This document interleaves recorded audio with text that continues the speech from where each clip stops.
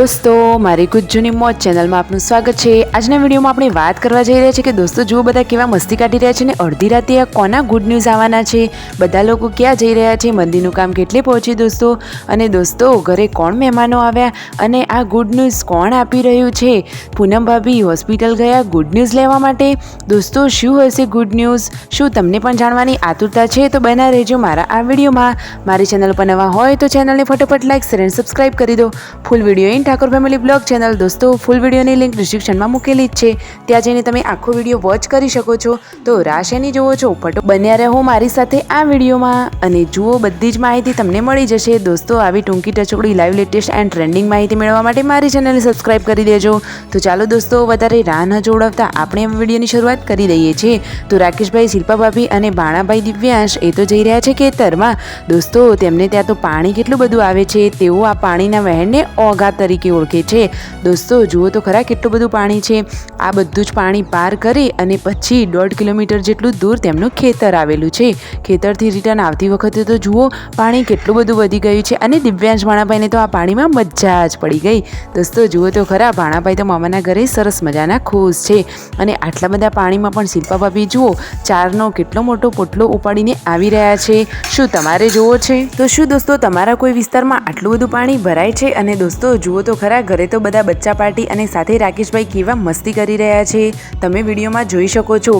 જુઓ એકદમ મસ્તી કરી રહ્યા છે, બચ્ચા પાર્ટી પણ ખુશ અને મોટા પણ ખુશ, એકદમ હેપ્પી ફેમિલી છે। અરે જુઓ તો ખરા દોસ્તો આ કયું ગીત હશે, તમને કોઈને ખ્યાલ છે? જુઓ શિલ્પા ભાભી ખેતરમાં પહોંચી ગયા હતા અને રિટર્ન આવતી વખતે દોસ્તો પાણી તો તમે જુઓ કેટલું બધું પાણી હતું। અરે દોસ્તો આટલા બધા પાણીમાં પણ શિલ્પા ભાભી કેવા ચાલી રહ્યા છે પોટલો ઉપાડીને, જરાય પણ એમને થાક નહીં લાગ્યો હોય। દોસ્તો થાક તો લાગે પરંતુ શું કરીએ, કામ તો કરવું જ પડે ને દોસ્તો, સાચી વાત ને? જુઓ તો ખરા દોસ્તો ચોમાસાનું કેટલું બધું પાણી ભરાયું છે અને સાચવીને ચાલવું પણ પડે, નહીં તો પછી લપસી જવાય। જુઓ કેટલો મોટો ચારનો પોટલો પણ છે અને નીચે ઘણું બધું પાણી પણ છે। તો દોસ્તો ફાઇનલી હવે શિલ્પા ભાભીને ઘરે આવી ગયા છે, તો રસોઈ તો એકદમ તૈયાર છે। જો જુઓ પાર્વતી ભાભી રસોઈનું કામ કરી રહ્યા છે। રસોઈમાં આજે બની રહ્યું છે મસ્ત મજાનું બટાકાનું રસાવાળું શાક અને રોટલી। આ પૂનમ ભાભી ફોન ઉપર કોની સાથે વાત કરી રહ્યા હતા? તો દોસ્તો તેમના ભાઈને લોકો આવી રહ્યા છે મહેમાન બનીને, એટલે કે કાજલબેનના સમાચાર પૂછવા માટે। રસોઈ રેડી છે તો શિલ્પા ભાભી, રાકેશભાઈ બધા જ લોકો હવે નાહી ધોઈ અને જમવા માટે બેસી ગયા છે અને જમીને પરવાર્યા એટલામાં જ ઘરે મહેમાનો આવી ગયા।